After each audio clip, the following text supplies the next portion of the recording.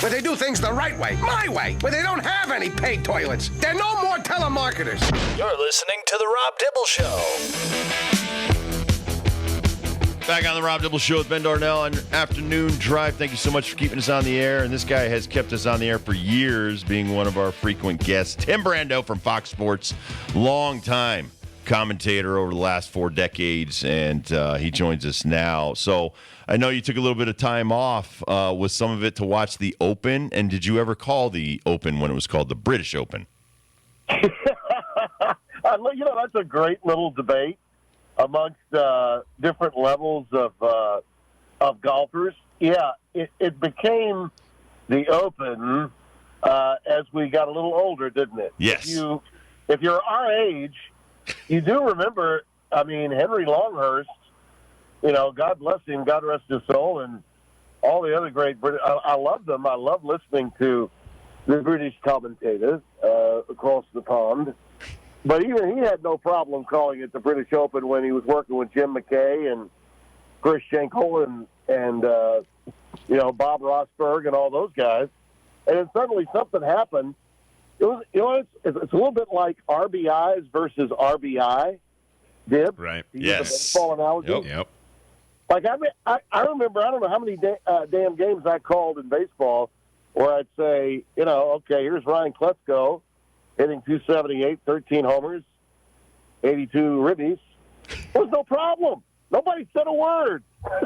And then all of a sudden, it's grammatically incorrect in King's English, so we had to go that way. And now it's the Open Championship versus the British. Yeah, I did watch it, and I was really happy for Brian Harmon.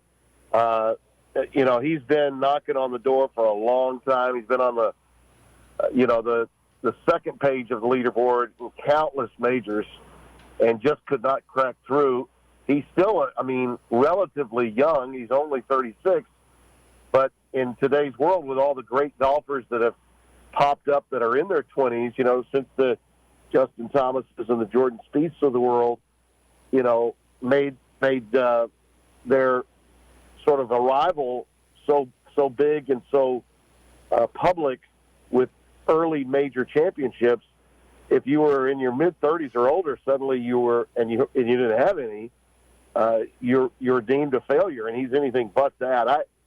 And I also love the fact that he's left-handed, and I love the fact that he doesn't hit it very far.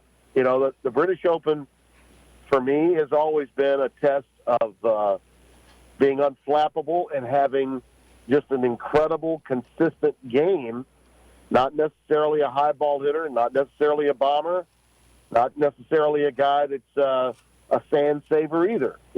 I think he was only in one pot bunker the whole week. So, yeah, it may have been boring to watch on Saturday and Sunday after he had lapped the field, but if you love golf and you knew anything at all about this kid, and it was also funny that Straka, another Georgia player, was on his heels. Yeah. And, guys like Kevin Kisner, I still believe Kevin Kisner, a teammate of Harmon and really his best friend, is still one of the best players out there that's not yet claimed a major championship. And I think this will probably motivate him, to win some, a major one day, because he certainly got the game to do it. I think it's proof in so many ways of how many great golfers out there really are.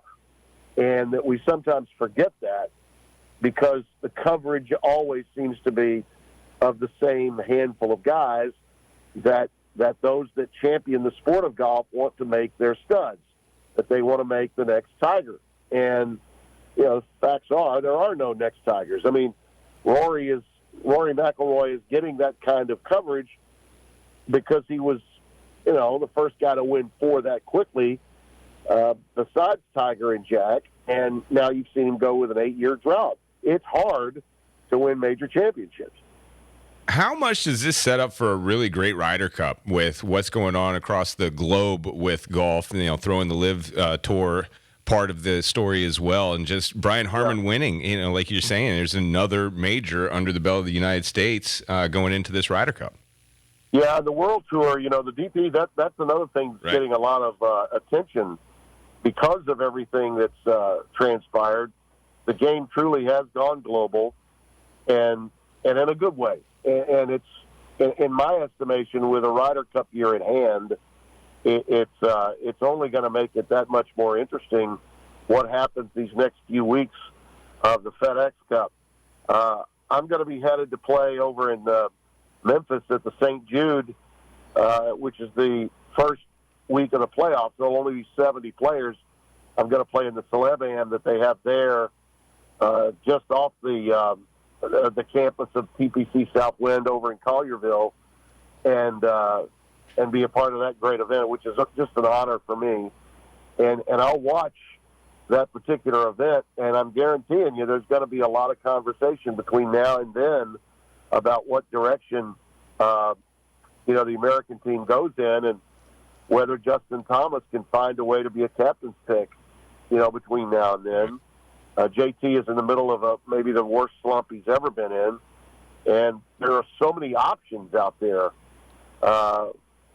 for Ryder Cup captain Johnson, who's also, by the way, Zach's one of my favorite people, a two-time major winner. And I think Zach had to be proud of Harmon, because you can make a case that Zach Johnson is sort of a right-handed version of Brian Harmon. Not terribly long, just a grinder, methodical.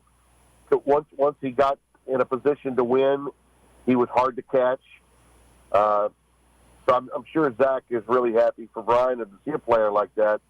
But a lot of decisions now to be made about the makeup of that team when you start talking about that many young players or guys that have not been on Ryder Cup teams having to start in their first Ryder Cup on foreign soil. You can ask any player that's ever been in the Ryder Cup, is it tougher if your first one is on foreign soil? They'll all tell you yes. They'll all tell you yes. And that's another thing. Harmon was really good about, dealing with some hecklers early in the week. There were some Brits that were giving him a hard time, and he handled it with aplomb.